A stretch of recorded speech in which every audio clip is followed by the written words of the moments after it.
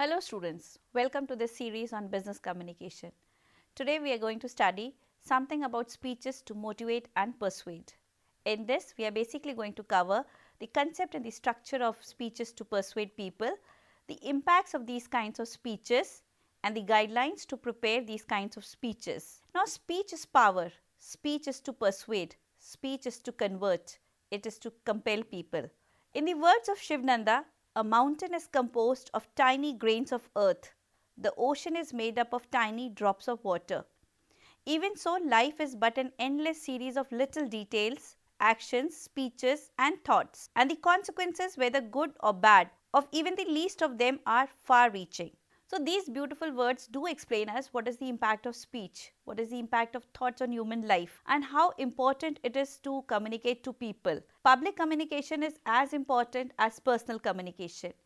Now when you understand the communication process, we have shown you in this diagram, you have the sender as a person and then you have the public who receives it. The message goes through the channel which is genuinely impacted by the feedback. The feedback is instant because feedback is in terms of the emotions and the reactions which you get of the audiences. So this is an important part of this communication which is genuinely very instant and spontaneous. Now let's define what is a persuasive communication or what is a persuasive speech. A persuasive speech is a presentation that aims to change others by prompting them to think, act differently. It basically changes the attitudes of the people, it changes the thinking of the people and it changes how people should act in their life. So the basic characteristics of the persuasive speech are that basically the public speaker has to engage the audiences in such a way that they get emotionally connected with him. They start believing in him. They start thinking about the situation and the topic to which he is dealing. This kind of connection or this kind of common agenda would help them to bring about conclusions which are genuinely faithful for the society. Now when you take up a persuasive speech or a presentation, it should not force the audiences. The persuasion speech is important because basically connects the people or to the audiences in terms of their emotional appeals. The basic three cornerstones of the persuasive speech are that it should relate to the ethos, it should relate to the pathos and it should relate to the logos. That is, what is ethos is the credibility of the speaker. It is the basic trustworthiness which a person genuinely generates to the audience. Pathos is basically the emotional connectivity or the emotional content which you have put into the speech, or it is the ethical integrity of the speech. And in logos, we basically genuinely explain the topic through the logic and the facts. So all these three aspects are important. Any one missing of them will make the speech poor and genuinely the audience will not be attractive. Now when you design the persuasive speech, building credibility is important. Credibility is in terms of gaining trust. What is credibility in terms? That is the acceptance of the public speaker in terms of his ability to communicate and his basic trustworthiness, that people accept him as a speaker. Now credibility is of three kinds. First is you have the initial credibility in which the audiences recognize you through your designations and through your positions in the society. It is also recognized by the kind of the expertise you have into the society. Then you have the derived credibility. Derived credibility is the credibility which you derive through the conversation or the interaction with the audiences. This kind of credibility is important. Basically now you are in an exchange process. You try to respect the audiences. Anything beyond the feelings and the emotions of the audiences will reduce the derived credibility. After the derived credibility, you have the terminal credibility. This kind of credibility is built up when you finish and you go away from the stage. The kind of the hangover, the kind of the thought process which you evoke in the people and the kind of the feelings which you change in the people is the kind of the credibility which has been genuinely built up by the kind of the speeches you have given. Now when you go to the audiences in terms of speeches to persuade, first of all, it is important to state your qualifications and your relevance and your expertise in a particular field. Then you should try to appeal to the audiences. Appealing is to connect audiences in an emotional way. Then try to understand them. Understanding them is important in terms of audience analysis because by this you will be able to genuinely establish a kind of empathy or a relationship with the audience. And then after understanding them is you throw your concepts and logics to them and try to respond to their thoughts and processes in a positive way. Basically, the response in a positive way will build up a relationship which can go a long way in building up the relationship of public and speaker conversation, which relates to the positive impacts on the society. See, in the words of Stephen Covey, seek first to understand and then to be understood. Martin Luther said, history will have the record that greatest tragedy of this period of social transition was not the strident clamor of the bad people, but the appealing silence of the good people. So these parameters justify how important it is to motivate audiences, how important it is to establish yourself in front of the people, and how important it is to gain acceptance of the people.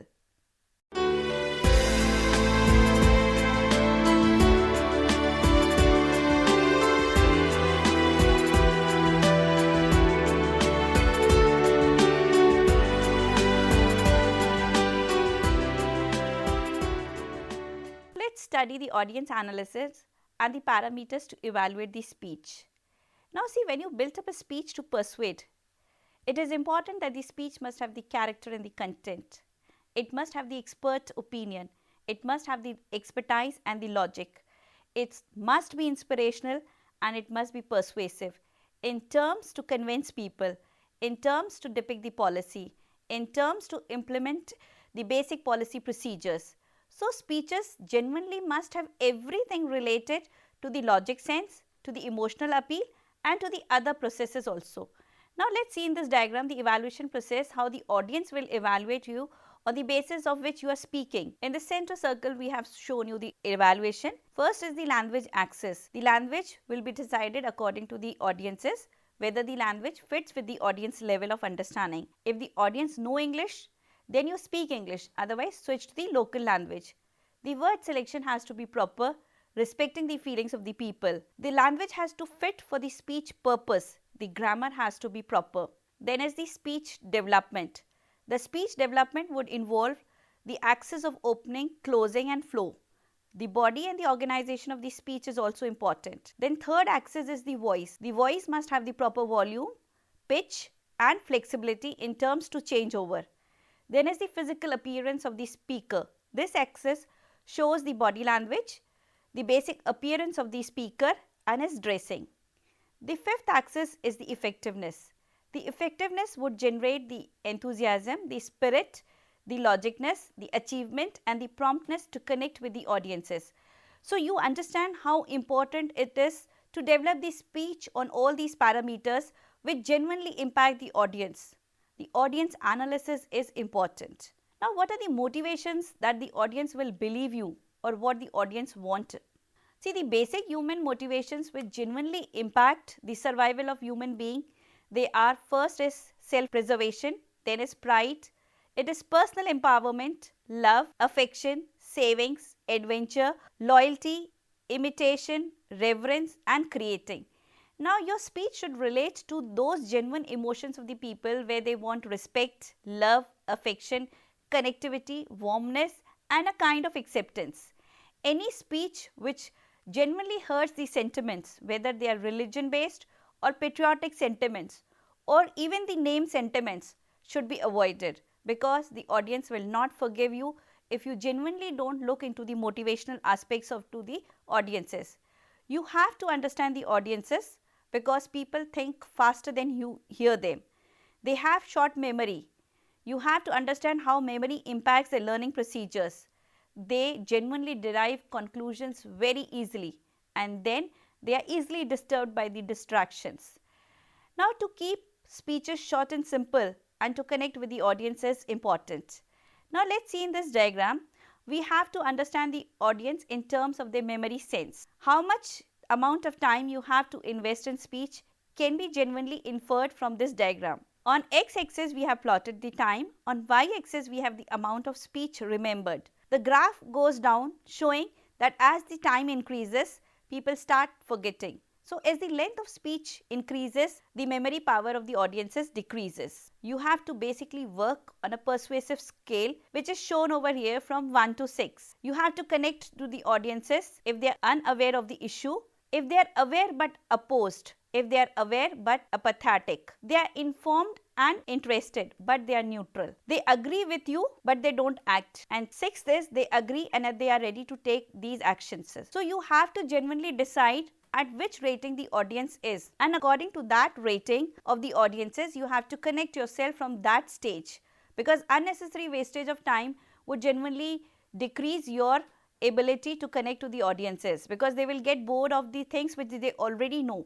So you have to decide the scale where the audiences are there, and on the basis of that scale you have to carry on your speech. Now the degrees of persuasion would follow from like being strongly opposed to moderately opposed to slightly opposed to make them neutral. Then come to the slightly in favor, moderately in favor and strongly in favor. So this scale in this diagram is shown by these boxes, which basically shows you the process of persuasion, how you can move the audience, because persuasion and motivation is not a kind of a drastic change, but it is an incremental process. Let's see how you handle the different audiences in particular situations. The audiences vary at different parameters from favorable to hostile. This scale is shown over here. Now when you have the neutral audience, what will you do? See, if the audience is neutral, we have shown you in this scale, try to establish your credibility, create a direct relationship and be entertaining and focus on facts and figures and try to appeal to them and conclude. But if the audience is hostile, this is a difficult situation. We have shown you in this diagram how to deal with hostile audiences. Here it is little bit a stressful condition. Now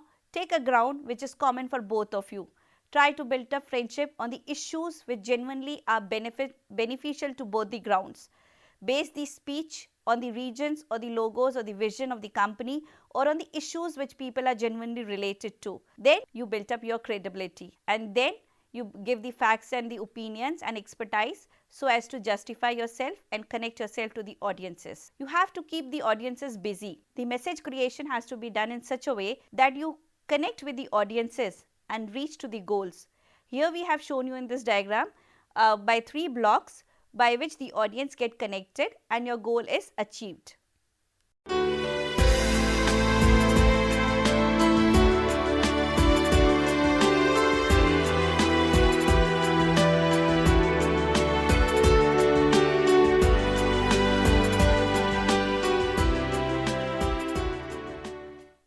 Now let's study how to organize a motivational speech. First you have to understand the audiences, inform the audiences about the purpose, persuade them to buy your things or to genuinely agree with you, introduce the things which you want to genuinely get the acceptance for and then try to get the acceptance and be accepted by the audiences. This is a stage of building up friendship. Now when you choose the speech, what should be your idea how you motivate the audiences? First, understand the topic, do a kind of basic research, try to develop an outline. After developing the outline, try to build the body and the context in terms of logics and emotions and develop the visual aids to support your words. This kind of visual aids would genuinely help the audience to remember more and then connect yourself and deliver to the audiences.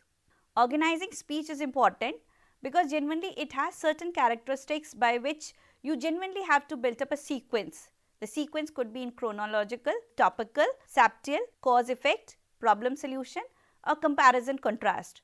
See, now when you take the chronological aspect, you basically have to depict from historical, that is evolution, from past to modern. When you take the topical, it is similar topics or similar context things are placed or grouped together at a particular situation. Subtle is arrangement of spaces or arrangement of issues with particular relevant disciplines and areas at one point. Cause and effect has to explain the basic issues which are impacted by the dependent and the independent variables.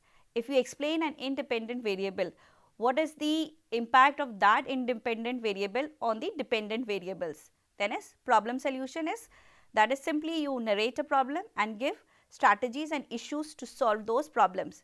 And then is comparison and contrast is, you try to compare things or you try to match things in terms of dissimilar situations. Now when you build up the outline of the speech, it is essential that you basically do a rough draft and come to the final drafting of the speech in terms of the title, topics, in terms of the font sizes, in terms of the impacts, the backgrounds, the bullets, the aids of the graphics, the figures, statistics, everything is important. These things do beautify the speech and give you extra power to persuade the audiences. In fact, they make it more interactive. Now let's see in this diagram what is the legitimate aspects or the legitimate issues when you build up the persuasion speeches.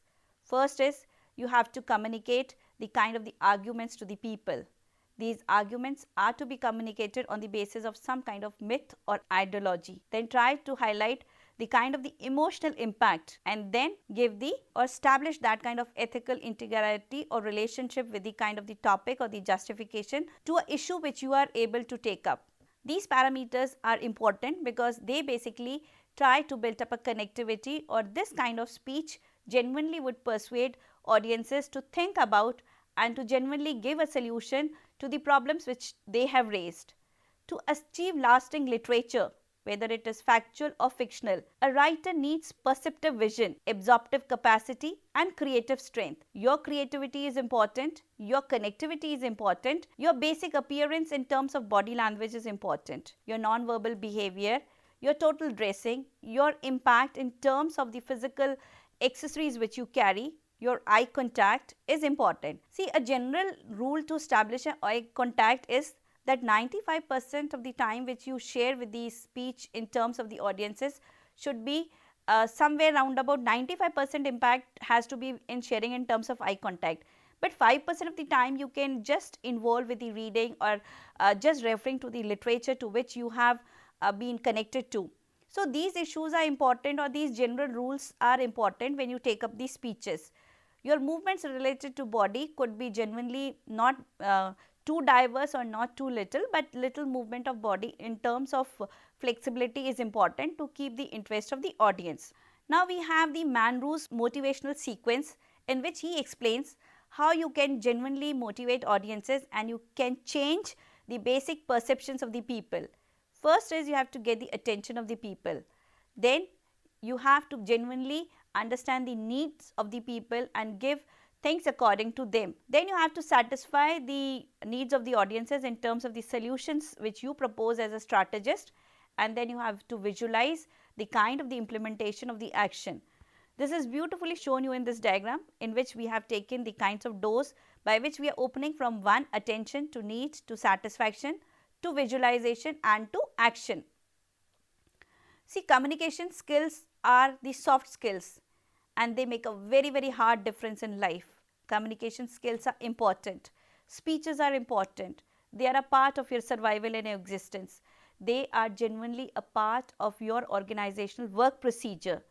The general advice which I want to give to the students is that your speeches should be designed in such a way that it does not involve personal matters, but it involves facts which are related to the subject. If the speech is related to expertise, it should basically be factual, it should be statistical, it should be genuinely oriented in such a way that the conclusions are derived in an easy way.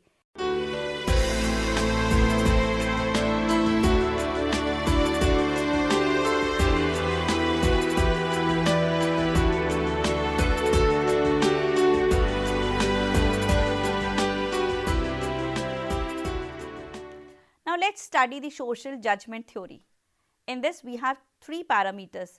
This theory says that people have the latitude of acceptance, people have the latitude for rejection, and people have the latitude for non-commitment.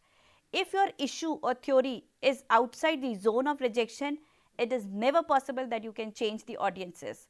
Like, you cannot change or ask people to change their religion. You cannot ask people to change their caste. You cannot ask people or persuade people to change their name. So, this kind of identity crisis will not be accepted by the audiences. This is in the zone of the latitude of rejection, which people would genuinely reject it. But if your speech is in the latitude of acceptance, you can move people.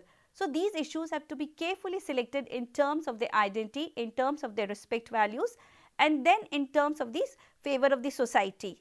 But the latitude of non-commitment is the neutral zone. So, after understanding this theory, you basically have to design your speeches which genuinely advise and which genuinely fulfill the inspirations of the people in terms of whether it is Maslow's or in terms of the social judgment theory, but a general kind of analysis of the audience's needs is important, where you build up the kinds of the parameters to motivate people. Now let's study how the audiences change. There are various stages by which the audiences pass, and let's study these stages. Let's see this diagram in which we have the pre-contemplation stage, contemplation, preparation, action, and then it is a kind of variance. So this kind of stages you have to cross before you make the audiences to understand yourself. Now the pre-contemplation stage is when you try to raise awareness of the people. Contemplation stage is when you help them to take decisions in your favor. Then is the action and the maintenance stage is when you enhance the trust and the faith in the audiences. And then is the variance or the change stages, you try to reinforce the same idea, how the audiences change. There are various stages by which the audiences pass, and let's study these stages. Let's see in this diagram where we have given you this model explaining how pre-contemplation, then contemplation, then determination about a particular idea would allow the audiences to take action, and this action has to be maintained in terms that if they are going to reverse or relapse, you have to reinforce, and then you have to terminate your speech at this stage. So this basically explains you how important it is to change people by a procedure or by stage wise actions.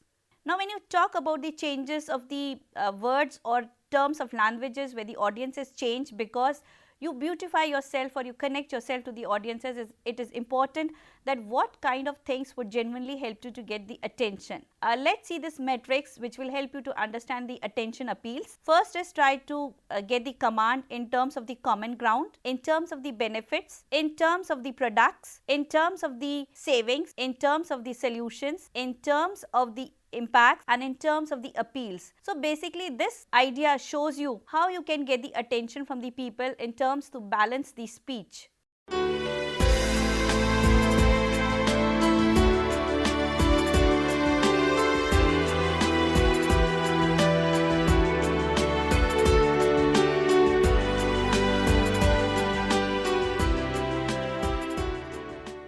The power of language is important. This is the rhetoric style that the language dictates a person to basically change the audiences in terms of his appeal values.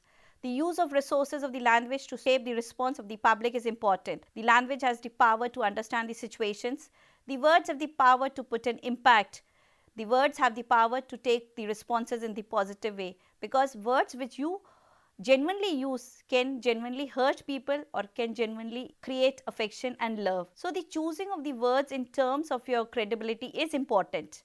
Now let's see this model of the rhetoric response from the audiences, how the power of languages helps you to connect with the audiences. We have a message in terms where we try to draw elements from the various contexts. You search for literature, libraries, books, issues, internet, and then you try to come an understanding shape with the audiences where these arrows show the responses you get in terms where you try to go to their heart or to their minds. The persuasive speeches and the motivational speeches have to be related to the facts, they have to be related to the value, and they have to be related to the policies of the society. Now before ending this kind of the lecture, I would genuinely motivate the students to hear few words of Martin Luther, which he genuinely said in 1957 on April 7th, how they changed the freedom struggle or how the kind of the dream of his fulfillment for his own land was crystallized. For I can look out and see a great number, as John saw, marching into the great eternity, because God is working in this world and at this hour and at this moment. And God grants that we will get on board and start marching with God, because we got orders now to break down the bondage and the walls of colonialism, exploitation and imperialism, to break them down to the point that no man will trample over another man, but that all man will respect the dignity and the worth of all human personality, and then we will have the freedom land. So this is the speech of Martin Luther, which is genuinely very famous and inspires people from generations to genuinely speak and to genuinely stand for themselves to get the freedom for the land. Great speakers have been born, but the kind of the responses which they get from the audiences is a kind of response from their hard work which they put in to build their speeches. So I think the students must have learnt the basic characteristics, how to build up the speech, how important it is to connect to the audiences, and how important it is to use the power of languages. Thank you, students.